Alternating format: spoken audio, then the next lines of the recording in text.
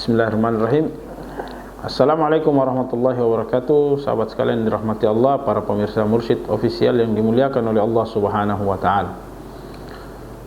Serial sahabat kita pada kesempatan kali ini yaitu salah seorang sahabat yang mulia yang memiliki beberapa keterampilan, khususnya beliau biasa ditugaskan untuk memimpin beberapa peperangan-peperangan di kabilah beliau. Kabilah beliau yang biasanya disebut Bani Kinanah atau Bani Mudlij, di mana Bani Mudlij ini juga dianggap sebagai kabilah yang sebenarnya tidak terlalu besar, bahkan sebagian orang-orang atau suku-suku Arab menganggapnya sebagai kabilah yang berasal dari Badawi atau Badui. Hanya saja sebagiannya tetap memuliakannya, bahkan masuk dalam dilibatkan dalam musyawarah orang-orang Quraisy di Mekkah. Sahabat sekalian yang dirahmati Allah Subhanahu wa taala, yang dimaksud atau yang kita maksud pada kesempatan ini adalah Suraqah bin Malik. Suraqah bin Malik adalah salah seorang sahabat Rasulullah sallallahu alaihi wasallam yang punya pengalaman menarik dengan Rasulullah sallallahu alaihi wasallam saat beliau berhijrah. Saat beliau merencanakan untuk berhijrah. Di mana kita ingat semua bahwa Rasulullah dan Abu Bakar As-Siddiq sempat buron ketika beliau berhijrah, karena beliau keluar di malam hari atau mungkin di waktu dini hari, di saat orang-orang sudah terlelap tidur, dan beliau pun berhasil keluar dari kota Mekkah setelah melakukan persiapan-persiapan yang sempat diceritakan atau dikisahkan dalam beberapa riwayat. Bahkan Rasulullah untuk menyamarkan dirinya, beliau menggunakan atau menugaskan Ali bin Abi Thalib untuk tidur di tempat tidur beliau, agar itu sebagai penyamaran bahwa beliau sedang tertidur, sehingga orang-orang yang mengepung rumah beliau itu datang langsung ke kamarnya dan dengan mudah membunuh Rasulullah sallallahu alaihi wasallam. Dan kita juga mungkin masih ingat bahwa beliau berhijrah bersama Abu Bakar As-Siddiq. Makanya dalam sebuah kesempatan anak dari sahabat yang mulia Abu Bakar As-Siddiq ini pernah hampir ditampar oleh pemuka Quraisy ketika mereka mencari Abu Bakar As-Siddiq di rumahnya dan tidak menemukannya, lalu kemudian bertanya kepada Asma, mengatakan, "Kemana bapakmu?" Lalu kemudian Asma mengatakan bahwa bapak saya tidak tahu saat ini dia kemana. Saat ini dia kemana saya tidak tahu, dia berada di mana saat ini. Meskipun sebenarnya jawabannya itu ada sedikit untuk membelokkan pemahamannya, yaitu sebenarnya dia tahu bahwa dia berangkat hijrah, cuma saat itu dia tidak mengetahui di mana posisinya. Nah, kembali ke tadi bahwa dalam keadaan seperti itu, orang-orang Quraisy pun bingung mau seperti apa, harus merencanakan apa lagi. Nah, sehingga mereka pun memberikan tugas tambahan kepada orang-orang Quraisy, para pemuda-pemuda Quraisy, bahkan membuat sayembara. Siapa yang berhasil mendapatkan Muhammad hidup atau mati, bagi dia diberikan 100 ekor unta. Dan bukan unta sembarangan, unta yang mahal, unta yang mewah. Diibaratkan mungkin sekarang adalah kendaraan yang mewah, bukan kendaraan biasa yang dipakai oleh orang banyak, tapi kendaraan yang digunakan oleh pemuka-pemuka atau tokoh-tokoh. Itu janji orang-orang Quraisy demi mendapatkan Muhammad, demi mendapatkan Rasulullah sallallahu alaihi wasallam, menangkap beliau dan menghambat bahkan mungkin mematikan dakwah Islam. Nah, Di antara orang-orang yang semangat ketika mendengarkan sayembara tersebut adalah Suraqah bin Malik. Suraqah bin Malik mendengarkan sayembara dan hadiah yang luar biasa itu, lalu kemudian bersemangat dan bersiap-siap untuk mengikuti sayembara tersebut. Sehingga ketika orang-orang yang hendak mengikuti sayembara itu berkumpul di satu tempat, Suraqah pun ikut bersama dengan mereka, dan dengan semangatnya dia pun berupaya untuk membuat rencana-rencana dalam rangka mendapatkan Rasulullah dan tentu mendapatkan hadiah dari orang-orang Quraisy tadi, pemuka-pemuka Quraisy. Lalu kemudian keesokan harinya mereka pun bersama-sama berjalan menyusuri kota Mekkah. Lalu kemudian setelah tidak mendapatkan apa-apa di dalam kota Mekkah, mereka pun berjalan keluar kota Mekkah. Bahkan sebagian menyewa penunjuk-penunjuk jalan atau pembaca-pembaca jejak. Yang dulu dikenal di zaman Rasulullah, orang-orang Arab itu ada orang-orang yang dibayar jasanya untuk membaca jejak. Biasanya digunakan untuk mencari orang hilang dan lain sebagainya, atau mengetahui arah kemana jalan menuju suatu kota dan lain sebagainya dengan melihat jejak-jejak orang-orang yang menuju ke sana. Maka kemudian mereka pun bersama-sama mencari jejak Rasulullah sallallahu alaihi wasallam. Dan itulah yang selama ini kita dengarkan. Ketika mendapati jejak-jejak tersebut, sebagian pun mengikuti orang-orang yang sudah dibayar untuk membaca jejak-jejak Rasulullah sallallahu alaihi wasallam. Lalu kemudian jejak itu mengarah ke sebuah gua di mana Rasulullah sallallahu alaihi wasallam bersembunyi bersama dengan Abu Bakar As-Siddiq, yaitu Jabal Thur. Jabal Thur yang sampai saat ini alhamdulillah masih ada, sudah masuk di dalam kota Mekkah. Ini bisa diziarahi ketika kita berhaji atau berumrah. Diberikan fasilitas untuk menziarahi, bahkan sudah diberikan pemugaran di wilayah tersebut, Jabal Thur. Nah, ketika sampai di situ, para pencari-pencari, orang-orang yang profesinya adalah membaca jejak, itu mendapati bahwa jejak dua orang ini, yaitu Rasulullah sallallahu alaihi wasallam dan Abu Bakar As-Siddiq, ini berhenti di sini. Mereka dengan yakin mengatakan tidak ada lagi jalan ke sana. Tidak ada lagi jalan atau tidak ada lagi jejak manusia yang melewati gunung atau Jabal Thur ini. Maka mereka dengan sangat yakin menyampaikan kepada orang-orang yang memburu Rasulullah sallallahu alaihi wasallam, mengatakan bahwa mereka tidak keluar dari atau tidak melewati dari batas atau Jabal Thur ini. Mereka pasti berada di sekitar sini, di sekitar Jabal Thur, di sekitar atau wilayah-wilayah yang berada di sekitarnya, gunung-gunung yang berada di sekitarnya. Maka kemudian mereka pun, karena hadiah ini yang cukup besar, tentu tidak ada orang yang tidak mau ketinggalan, apalagi dengan tugas yang sebenarnya sangat mudah, karena hanya mencari dua orang ini, yaitu Rasulullah dan Abu Bakar As-Siddiq.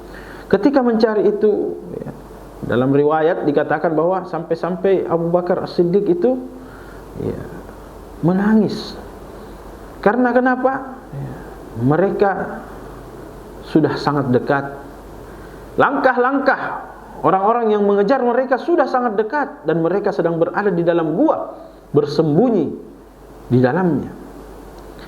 Lalu dengan kesedihan itu Rasulullah sallallahu alaihi wasallam sempat menghibur. Kenapa? Ma'abkik, kata Rasulullah, apa yang membuat kamu menangis?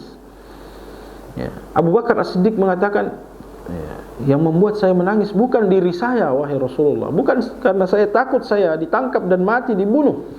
Yang saya khawatirkan adalah engkau, wahai Rasulullah, yang mana jika engkau tertangkap dan terbunuh, siapa yang akan melanjutkan dakwah ini? Bagaimana kelanjutan dakwah ini? Bagaimana kelanjutan Islam? justru Abu Bakar menyedihkan siapa? Rasulullah sallallahu alaihi wasallam. Lalu kemudian singkat ceritanya, ya riwayat berlanjut bahwa kaki-kaki mereka itu sudah berada di bawah Abu Bakar As-Siddiq. Jadi gua itu agak pendek, ya. Kemudian kaki-kaki mereka itu kelihatan, ya, seakan-akan orang yang berada tengkurap, ya, di dalam sebuah tempat, lalu kemudian dia melihat orang-orang berjalan di hadapannya.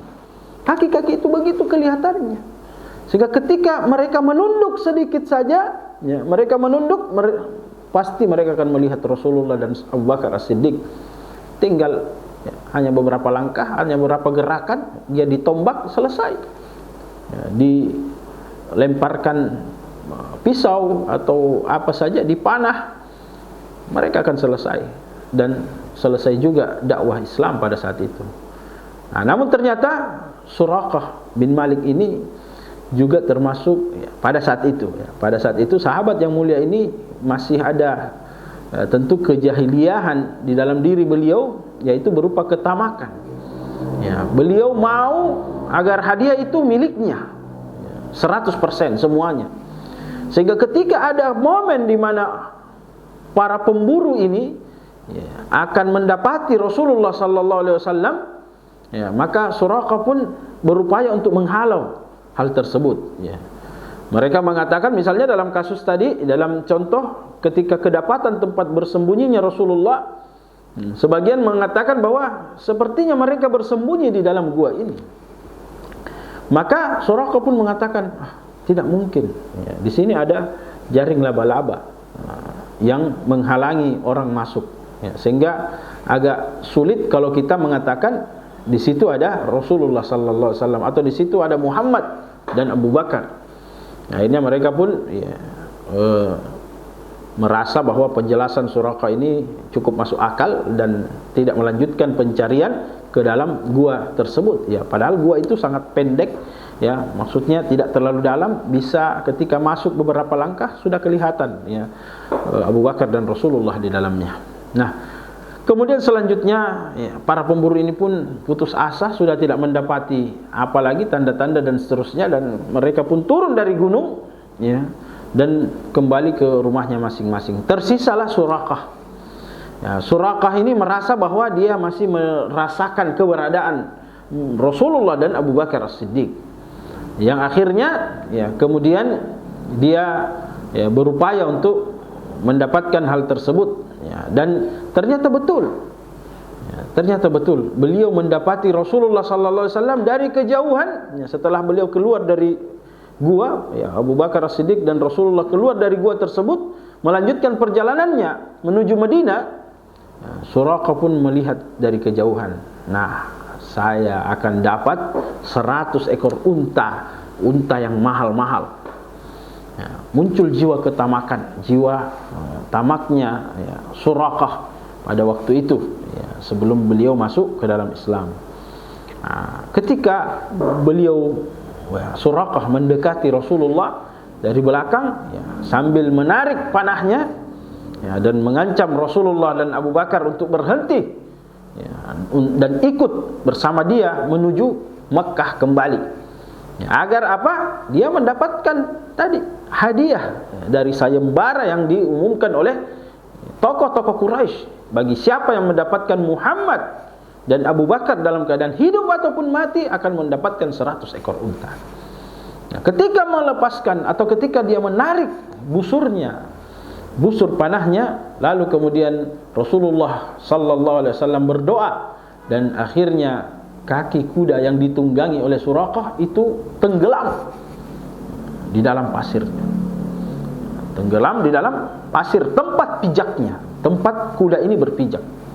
Yang tentu tiba-tiba membuat Suraqah pun, ya, tidak kehilangan keseimbangan dan akhirnya terjatuh, ya. Hal itu diulangi kembali, ya. Ketika dia keluarkan kaki daripada kudanya ini, ya, berhasil lolos, lalu kemudian Rasulullah mendoakan kembali dan akhirnya tenggelam kembali kaki kudanya, bahkan lebih dalam daripada yang pertama.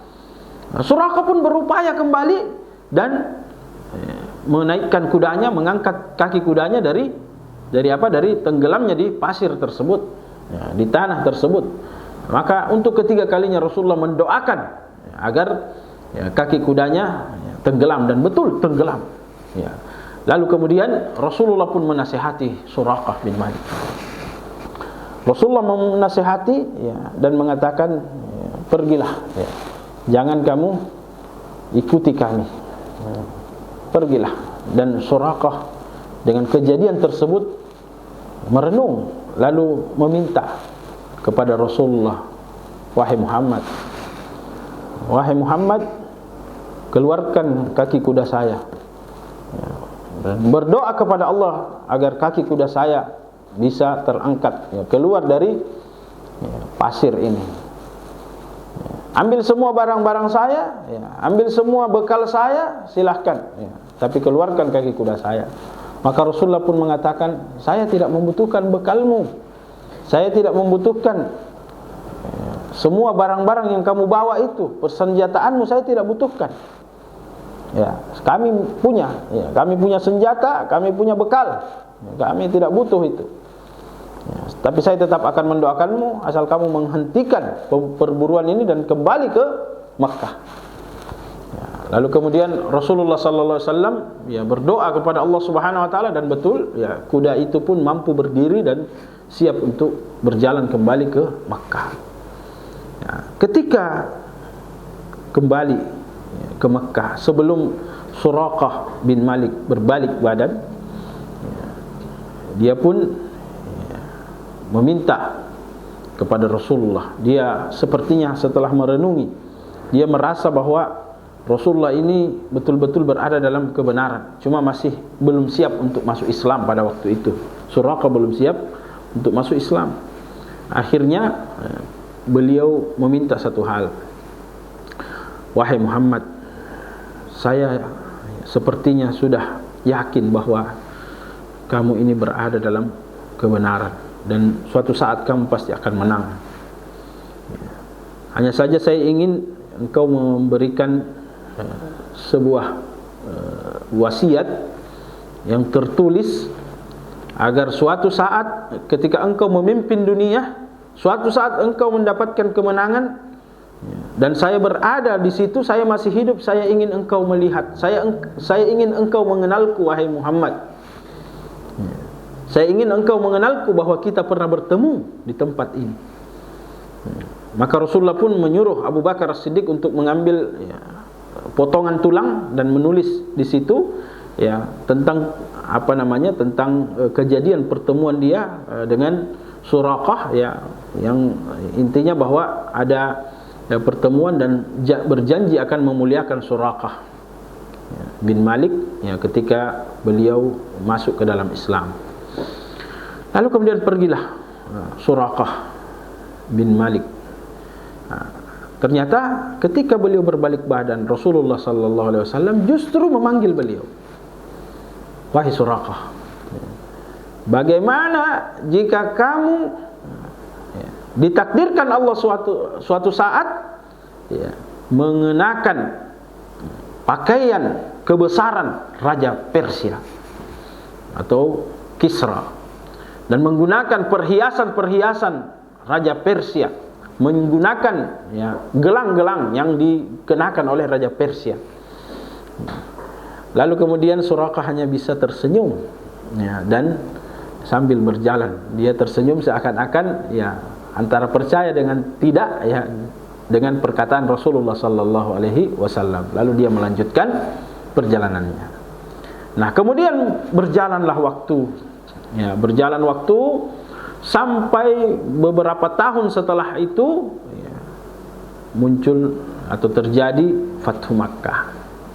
Fathu Makkah sebagaimana kita kenal ya, kisah tentang Fathu Makkah, pembebasan atau penaklukan kota Makkah. Ya, Rasulullah sallallahu alaihi wasallam masuk ke dalam kota Makkah bersama dengan para sahabatnya yang pada saat itu ingin menaklukkan dengan peperangan. Namun ternyata ya karena Islam itu mendahulukan nilai-nilai perdamaian. Ya, Rasulullah mengatakan siapa yang ada di dalam rumah fulan bin fulan ya, rumah-rumah yang sudah beliau tandai ya, bahwa ketika mereka semua bersembunyi di situ maka mereka selamat.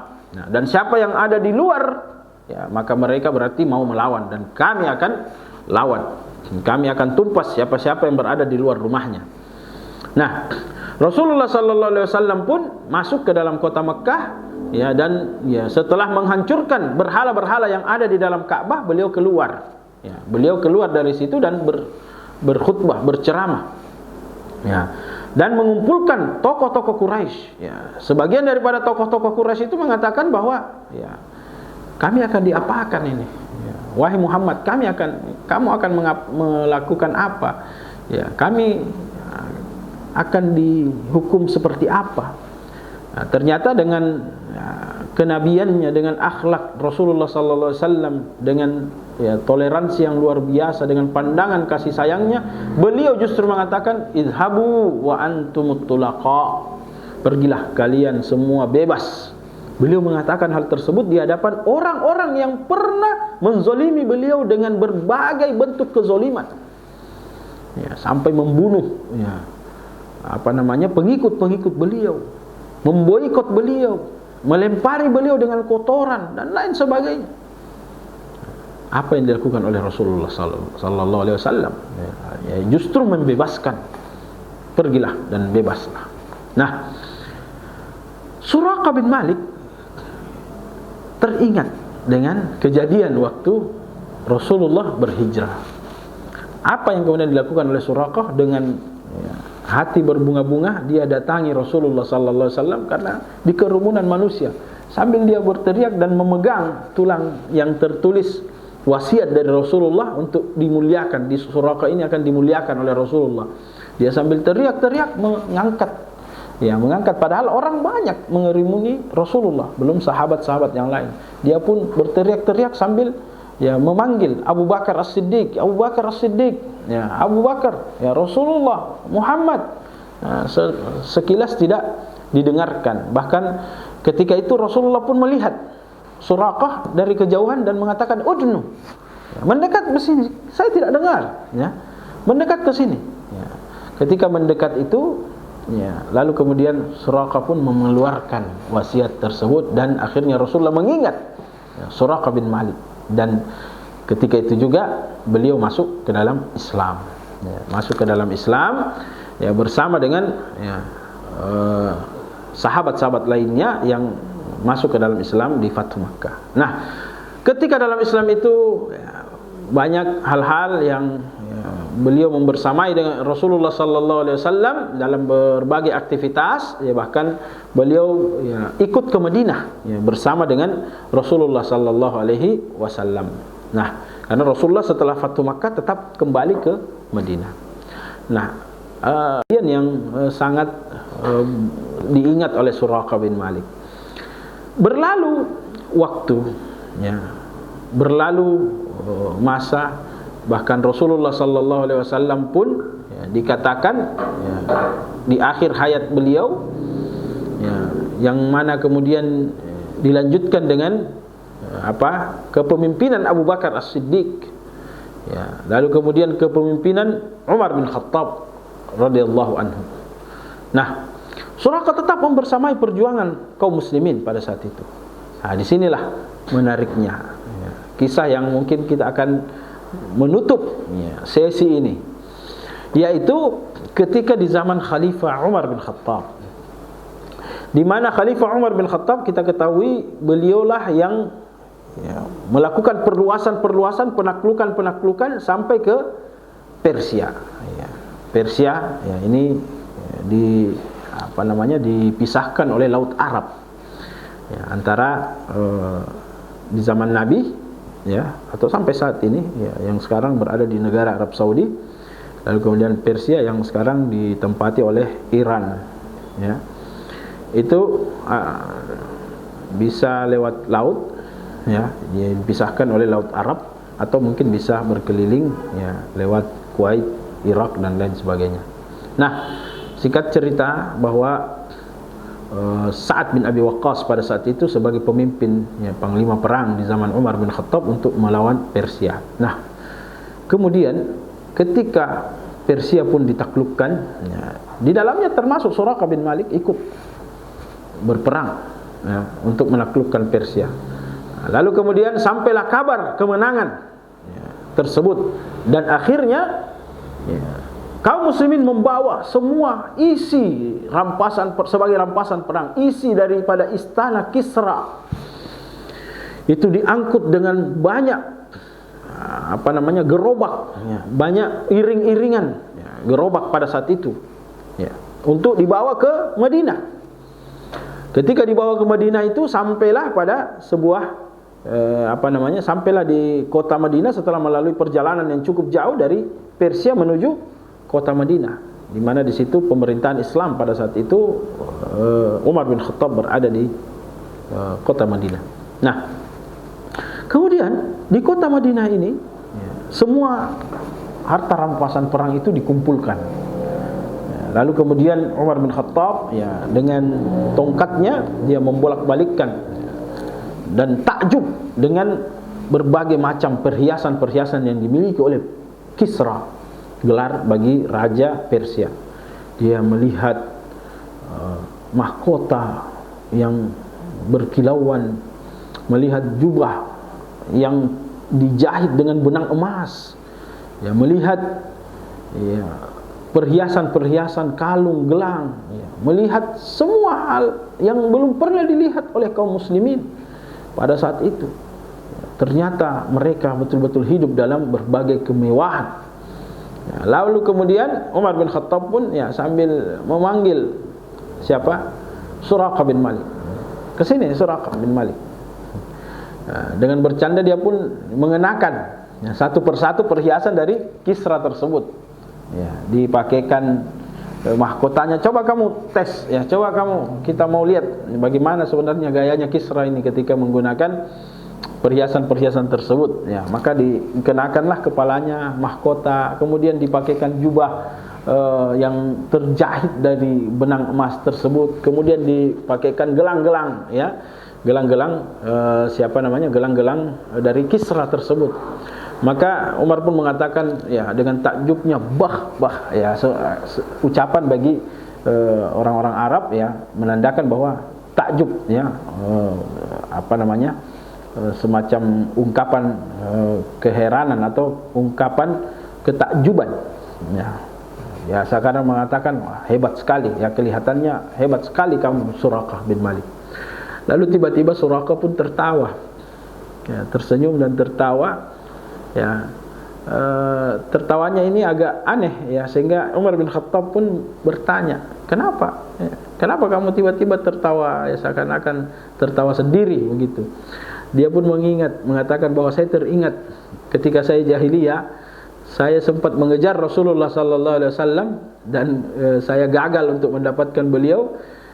Rasulullah sallallahu alaihi wasallam justru ketika saya meninggalkan beliau di tempat, ketika saya sempat hampir saja menangkap beliau, dia pun mengatakan, wahai Suraqah, bagaimana kalau kamu mengenakan perhiasan-perhiasannya Raja Persia? Dan ternyata setelah berpuluh-puluh tahun atau belasan tahun baru kemudian perkataan Rasulullah itu terwujud saat ini. Saya tiba-tiba teringat beliau Rasulullah sallallahu alaihi wasallam. Nah, kemudian Suraqah pun berdoa kepada Allah Subhanahu wa taala, mengangkat tangannya dan melihat ke langit, mengatakan, ya Allah, perhiasan yang saya gunakan ini meskipun mungkin dianggap hanya sekedar dicobakan oleh Umar bin Khattab, beliau mengatakan, mengangkat tangan mengatakan bahwa perhiasan yang saya kenakan ini ya Allah, ini adalah perhiasan yang Rasulullah sallallahu alaihi wasallam tidak pernah kenakan, padahal dia adalah manusia yang paling engkau cintai, yang paling engkau muliakan. Tidak pernah juga dipakai oleh Abu Bakar As-Siddiq, padahal dia adalah manusia yang engkau cintai dan engkau muliakan. Dan juga tidak pernah dipakai oleh Umar bin Khattab, justru saya yang mengenakannya ya Allah. Maka jangan engkau jadikan ini sebagai ujian bagiku ya Allah. Jangan sampai justru perhiasan-perhiasan ini jadi ujian bagiku yang tidak sanggup aku jalani. Masya Allah, salah satu kisah yang mungkin bagi kita sederhana, namun sahabat Suraqah bin Malik ini begitu sangat terkesan dengan apa-apa yang beliau jalani, khususnya bersama dengan Rasulullah sallallahu alaihi wasallam. Sehingga tentu saja kita pun ya berupaya memiliki ya atau menjadikan beliau sebagai inspirasi dan motivasi bagi kita ya dalam ya, khususnya beragama ya, bagaimana beliau tawaduknya, meskipun beliau ini awalnya di zaman jahiliyah adalah orang yang sering mengejar harta ya, terbukti ketika beliau semangat untuk membunuh Rasulullah atau mengejar Rasulullah karena ada imbalan 100 ekor unta. Namun ketika beliau mendapatkan ya perhiasan-perhiasan Kisra ya, beliau mengatakan, ya Allah, jauhkan saya dari ujian berupa harta tadi.